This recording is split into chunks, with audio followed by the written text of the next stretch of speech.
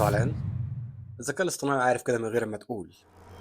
في أدوات دلوقتي تقدر تعرف من نبرة صوتك إذا كنت زعلان، فرحان، متضايق أو حتى مكتئب.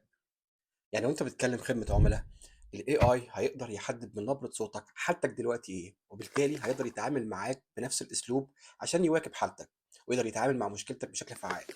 إحنا فعلا داخلين على عصر الروبوت ممكن يقول لك مالك متضايق من إيه؟ احكِ لي. في أدوات دلوقتي زي IBM Tone Analyzer، في Microsoft Azure فيها أداة بتحلل النص وتقدر تعرف من نبرته حالة النفسية للمتكلم أو المتحدث.